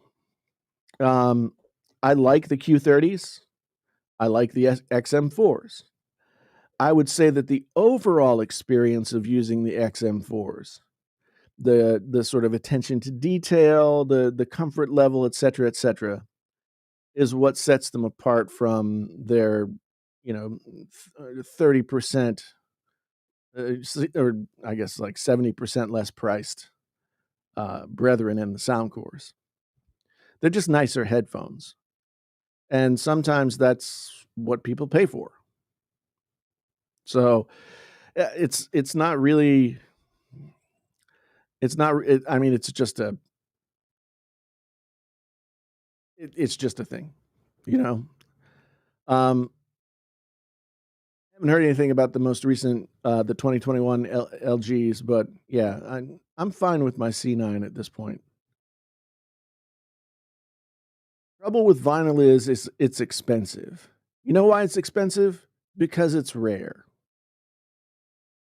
If the demand for vinyl were higher, then the prices would be lower. But vinyl is rare, and the people who listen to it are not plentiful. But if that's what you're into, you pay the price. If you're but see, then you're a collector as much as you're a listener, right? Somebody who enjoys music listens to music and they don't care what they're listening to and what the source is and what it's being played through. They just enjoy listening to music, they're hearing it. Collectors, aficionados, whatever you want to call them, they're there not just for the music, but for the gear, but for the media, but for all of the other trappings that go along with the music. So it's not only about the music. It's fine, but so much of that stuff is not done in service of the music. It's done in service to the listener, the person who's paying for it. The music feels better to them because they invested in it.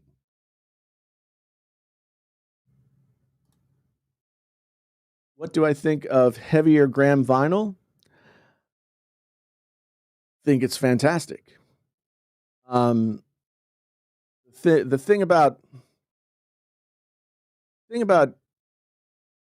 180-gram vinyl, to really appreciate what 180-gram vinyl does for you, you have to listen to the same record on a crappy pressing from the '80s, and then you'll understand because it's like the width and the depth are just more expensive, and it's better to hear the difference than see the difference.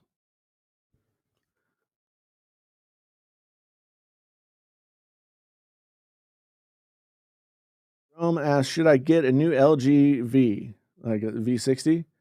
Um, because I have so much music stored, or get a Samsung or an iPhone?" Well, I mean, music listening is a top priority for you, and you have a lot of music like on a SD card or something like that, then neither of those will do anything for you.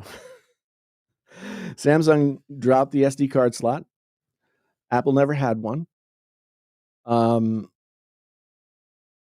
so the V60, great sounding headphone jack and amp, and it has the SD card slot that I think you can use up to 2 terabytes of an SD card. I can't remember exactly. It's either 1 or 2. Um, it's a really good phone. It's gonna be a really good phone for several years. I mean, if music is, like, in your top 3 priorities, then the V series phone is highly worth considering. Although, I would buy one used or find a deal on one because I saw right now that, like, Verizon is charging, like, $950 for them, which you should not pay. Turntable do I use? I have several.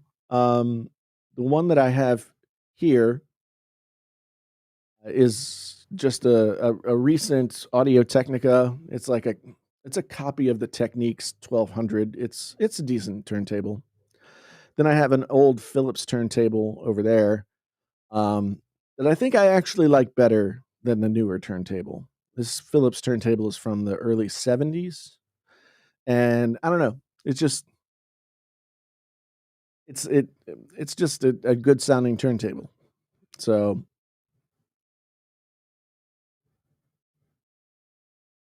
Preston says, example, my parents told me they wanted new headphones. They were blown away by the AirPods Max and the XM4s, but when I told them the price, they were completely turned away. Yeah, it's the value proposition that's being offered, right? It's like, of course, in a vacuum, not thinking about any of the other things, like, of course they sound fantastic, but how much is that fantastic sound worth to that particular individual? You know, most people would never spend more than $100. Most people would never spend more than 50. Um, so yeah.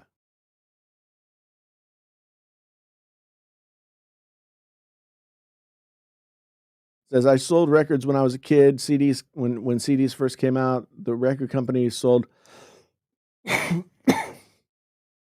factories and built CD plants. The first US one was in Indiana. It's all about scale for cost of records. Yeah. Yeah, I mean, once CDs took over as the meta medium, then record companies divested themselves of the vinyl, and they made when they still pressed vinyl, they pressed cheaper vinyl. So, and in mid '80s on, anything that was coming out on vinyl until you got to like this most recent millennial um, resurgence, I guess, whatever you want to call it. Uh, they uh, they just weren't very good. Yugo, drive by super chat. Thank you very much. Thank you very much, my friend. Um, $60 for the Q30, 60 pounds for the Q30s. It's a good deal. It's a good deal. It's I mean, well, they're $80 normally here in the US. So yeah, that's a good deal. And they are a really good headphone. They are a really good headphone. And I would argue that if you're buying a set of noise canceling headphones to go out and about and do your thing during the day, whatever. I mean, if people leave their houses ever again, then the Q30s are a great choice because you don't care as much if they get messed up, you know, which they will. They'll get sweat in them, they'll get dirty, they'll, whatever. That's just the way it is when you're wearing headphones outside and doing your thing, right? Um, but if you're getting noise canceling headphones to like hang around the house and lay in bed and enjoy the silence or whatever, then the AirPods Max, then the Sonys, the Bose, whatever floats your boat, they're all um gonna sound really good. Wow, 1,000,000 Great British pounds. That's crazy. Really appreciate that. Live. Oh boy. Um,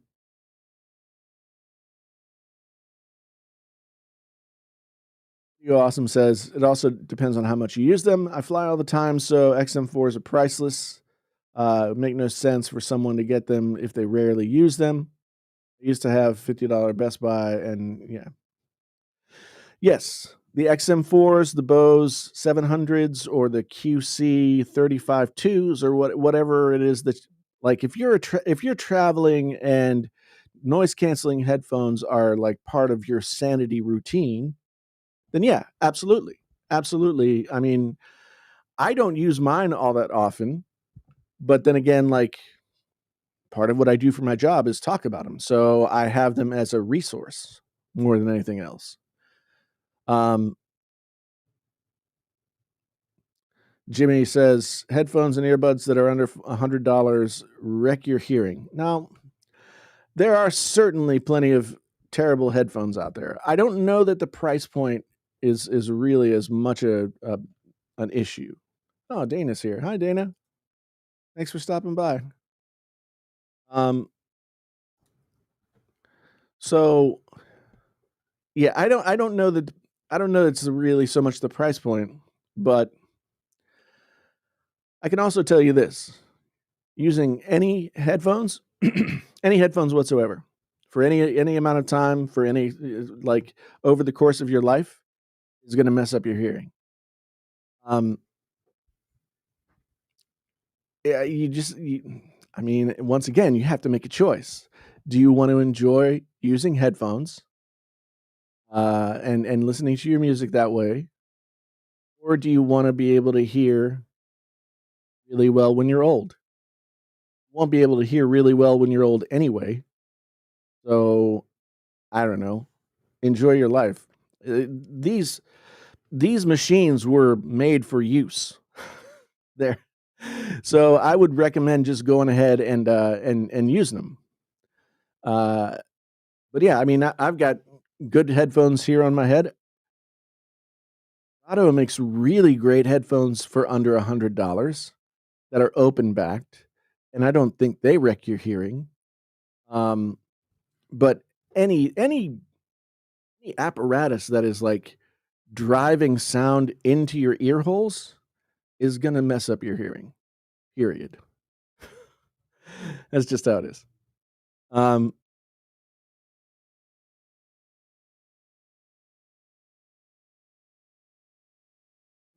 yeah, you can buy $7,000 hearing aids. Um, that you could also just do transparency mode on your AirPods.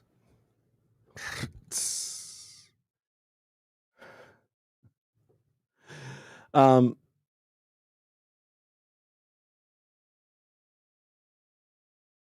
oh, XM4s get much quieter than the $50 Best Buy noise canceling headphones. Yeah, well, I mean, a lot of that has to do with the amp that's inside the rating of the speakers, all kinds of different things that go into loudness and perceived loudness. So the difference between loudness and perceived loudness is something that not many people think about um so a cheaper speaker, whether it's a headphone or not, is going to have cheaper components that require more to hear the perceived loudness than a more expensive, more sensitive set of headphones.